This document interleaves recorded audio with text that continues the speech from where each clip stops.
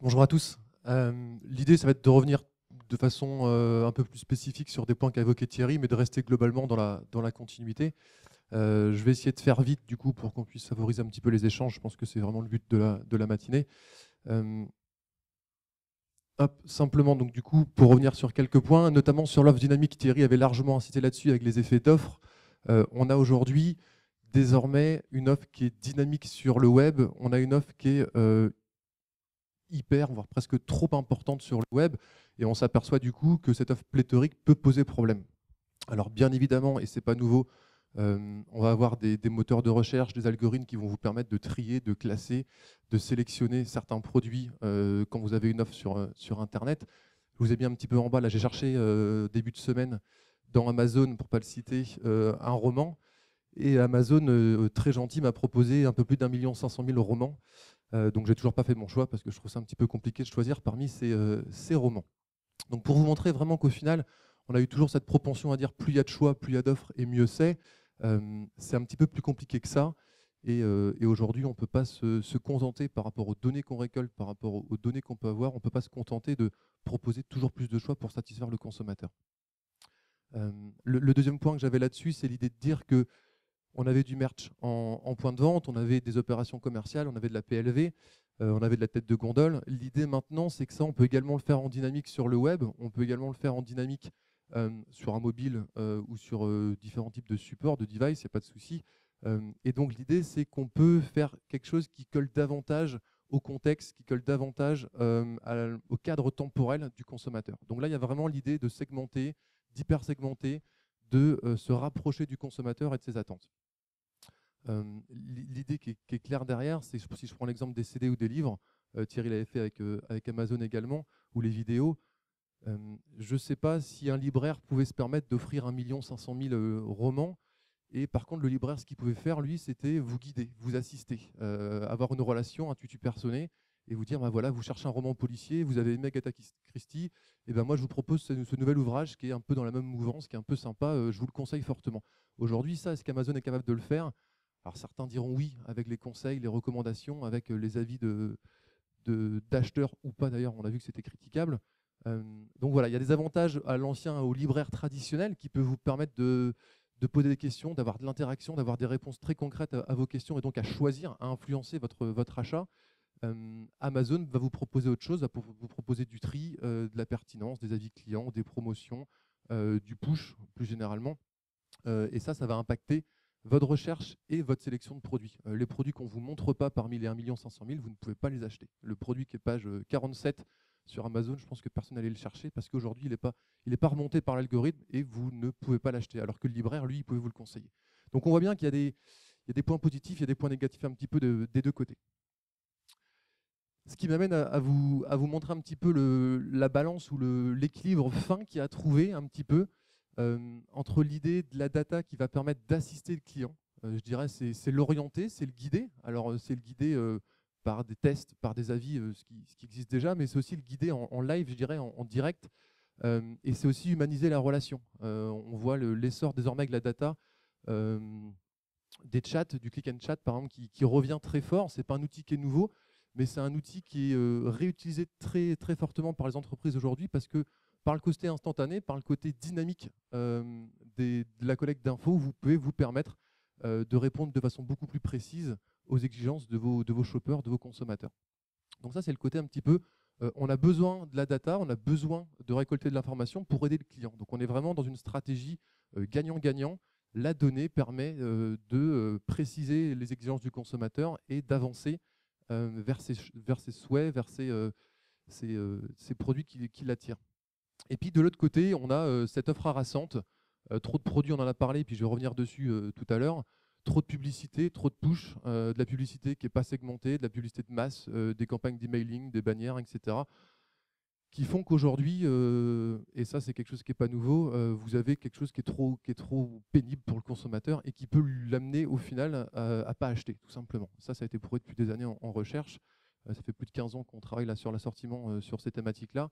Et on s'aperçoit au final que ça peut nuire non seulement à l'expérience du consommateur sur le site ou au magasin, ça peut nuire à l'image de l'entreprise, de sa marque, Et ça peut mener d'un point de vue comportemental à du non-achat, ce qui pour une marque qui a engagé des ressources pour promouvoir cet achat peut poser de gros problèmes. Donc là, la petite image qu'on avait, c'était les 3 jours faux sur des milliers d'articles. Alors la question qui se pose, c'est est-ce que le consommateur veut des milliers d'articles? Est-ce que c'est vraiment ça qui l'intéresse? Et donc il y avait une recherche dans la Harvard Business Review, dans la HBR aussi, de Spener et Freeman qui était très très simple dans le constat empirique. Pour garder vos consommateurs, faites-le simplement. Voilà. Et l'idée qui était derrière, c'était de dire que les consommateurs ne voulaient pas s'engager, s'investir, avoir des émotions partagées avec les marques. Les consommateurs, ce qu'ils voulaient, c'était le bon produit au bon moment, tout simplement. Voilà. Et si vous arrivez aujourd'hui à proposer le bon produit au bon moment, alors vous êtes dans une relation qui est plus efficace avec vos consommateurs. N'entrez pas dans une relation, aidez-les simplement à faire les bons choix. Voilà. Et l'idée qu'on avait sur la balance tout à l'heure, c'est ça, aidez-les à faire le bon choix. Assistez-les, mettez de l'humain, de façon à pouvoir les aider, les assister dans leur processus d'achat qui est très souvent plus que complexe.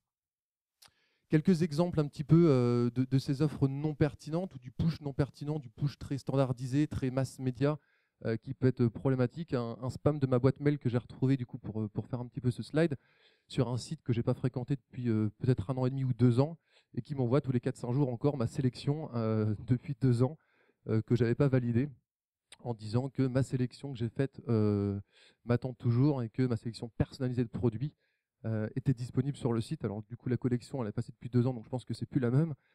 Et donc sur la crédibilité de la source, si vous voulez, sur la crédibilité du message, là on vient détruire de la valeur, on vient détruire l'idée que ce site, cette marque-là, elle est en train de me mentir. Donc moi du coup j'ai plus confiance en cette marque, j'ai plus confiance en ce site et ça a posé derrière des problèmes pour du réachat, pour de la fidélité. Un deuxième exemple un petit peu qui sera relatif à l'assistance et à l'assortiment sur un moteur de recherche de vol d'avion assez connu, certains remarqueront sûrement le design. Je recherche un vol demain pour monter à Paris, donc un vol comme plutôt classique, et je décoche l'une escale, parce que ça ne m'intéresse pas de faire une escale à Lyon ou à Toulouse pour monter à Paris.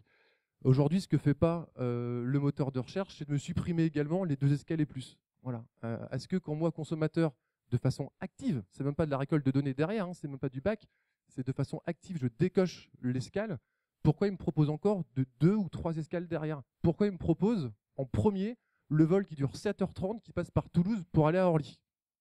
Est-ce qu'un consommateur va acheter ce vol-là qui dure 7 heures pour monter à Orly? Alors peut-être, chacun fait ce qu'il veut, mais j'en doute très très sérieusement. Donc là on voit bien l'idée du rôle des données, du rôle du comportement de la marque derrière, d'essayer quand même de favoriser l'assistance, de favoriser un choix pertinent parmi l'offre.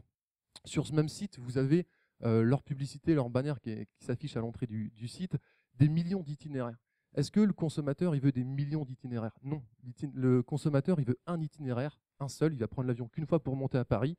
Il veut le meilleur vol, celui qui correspond à ses horaires et à son prix. Point barre, c'est tout. Il ne veut pas 40 pages de solutions, il ne veut pas 3 escales, il ne veut pas un vol de 7 heures. Il veut un vol direct entre Rennes et Paris et si possible à son horaire et à son prix. Voilà. Donc est-ce que ce soit en produit ou en service, le fait d'offrir des millions de produits, c'est pertinent? Aujourd'hui, non. L'intérêt des entreprises, c'est vraiment de segmenter, d'affiner, de cibler pour proposer le bon produit au bon moment. Quelques articles de recherche qui sont sortis là-dessus. L'assortiment en recherche, en marketing ou en économie, comme l'a dit Thierry, c'est un sujet qui est assez intéressant depuis une quinzaine d'années. Et globalement, toutes les études sont assez d'accord là-dessus, quels que soient les types de produits fonctionnels, utilitaires, hédoniques, produits ou services, produits risqués ou produits non impliquants. Globalement, à chaque fois, si vous proposez trop de choix au consommateur, ça va le repousser. D'accord ?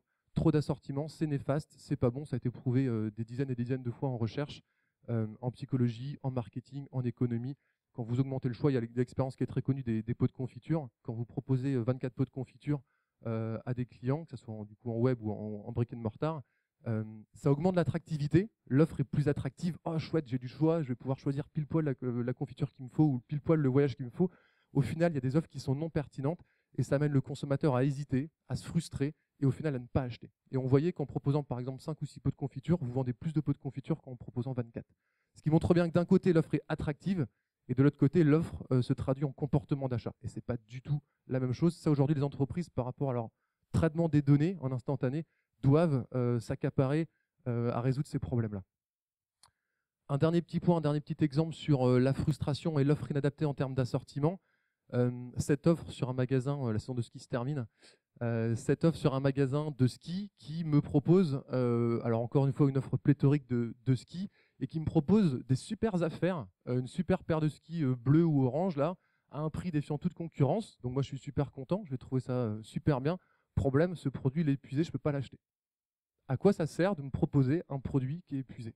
À part me frustrer, à part avoir envie de trouver ce produit-là en un clic dans un moteur de recherche et de l'acheter dans la concurrence, ça sert à rien de proposer ce produit épuisé à part frustrer le consommateur et dégrader accessoirement l'image et la réputation du marchand.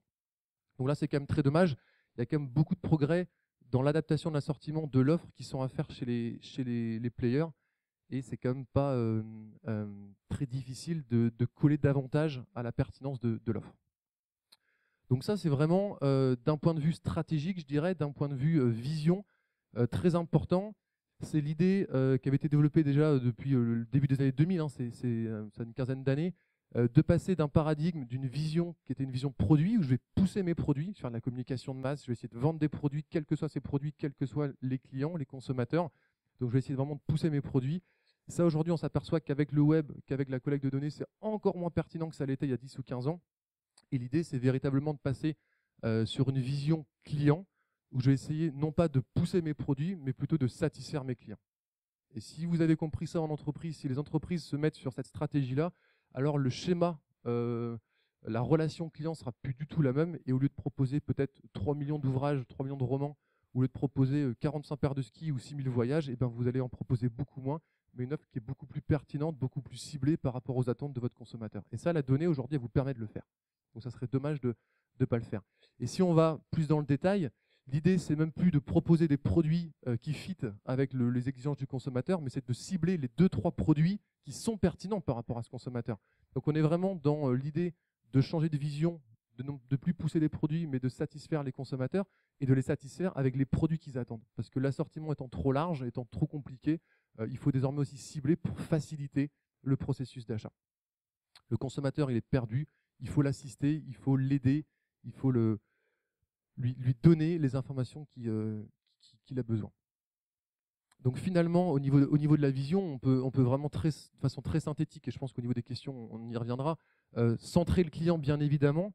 Il y a des contextes d'achat, il y a des devices qui ne sont plus les mêmes. On fait pas, Thierry l'a largement souligné, on ne fait pas la même chose sur un téléphone, sur une tablette, sur un ordinateur ou en magasin.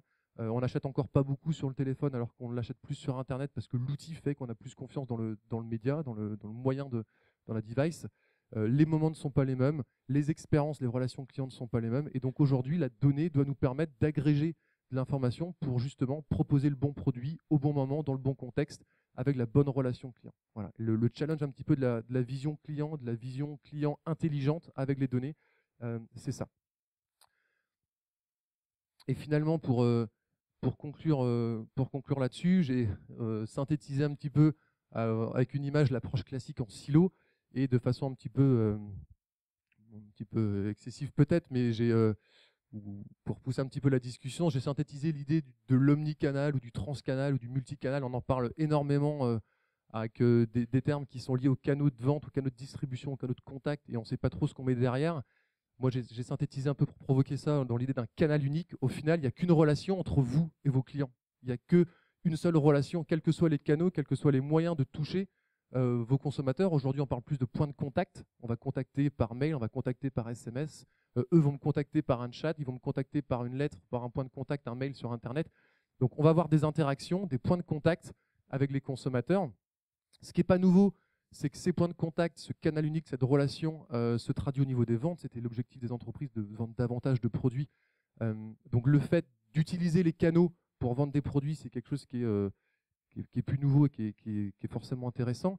Ce que les entreprises doivent chercher aujourd'hui à faire, à amener, c'est d'utiliser ces canaux, d'utiliser la cohérence entre ces canaux pour travailler l'expérience, pour travailler la relation avec le consommateur, avec le shopper, faire que les prix soient identiques, faire que le produit qui n'est pas disponible sur Internet, il soit en magasin, faire que le produit qui ne soit pas disponible en magasin, le soit sur Internet ou soit livré rapidement. Voilà, de faire qu'il y ait une congruence, faire qu'il y ait une cohérence entre les différents canaux. de vente. Ça me rappelle la fois où on a été à Decathlon avec un collègue chercheur en marketing aussi, et où on a été obligé de commander sur le téléphone, c'était un vélo elliptique, on a commandé en magasin sur un téléphone le vélo parce qu'il était moins cher sur Internet et on l'a fait livrer au magasin. Donc c'était une expérience personnelle et c'est en plus une expérience de marketing qui était assez intéressante. Tout ça parce que la cohérence entre le canal web et le magasin n'était pas la même. Donc on a attendu 1 heure au magasin pour avoir le produit. Donc là, il y a vraiment des soucis de relation, d'expérience client, il n'y a pas de logique entre les canaux et c'est bien dommage. Et la dernière étape, et là je crois que c'est vraiment les perspectives nouvelles pour les entreprises, c'est de réussir à se servir de ces canaux, de réussir à se servir de ces points de contact pour collecter de la donnée, pour trier, pour analyser de la donnée et donc être meilleur dans les ciblages, dans l'instantané, dans l'assistance du consommateur. Voilà, donc l'idée vraiment du canal, c'est pas seulement vendre des produits sur Internet, sur le téléphone et en magasin. L'idée aussi, c'est d'agréger les données que vous pouvez récupérer sur l'ensemble de ces points de contact. Et c'est par l'intégration, c'est par le message, le travail, l'analyse de ces données-là qui viennent de diverses sources que vous allez réussir à agréger, que vous allez pouvoir créer de la valeur pour le consommateur et éviter d'avoir une stratégie de push où vous allez encore une fois rendre pénible l'expérience, harasser le consommateur et vous allez passer à une vision qui est beaucoup plus positive. Vous allez réussir à assister, aider le consommateur dans son processus de choix.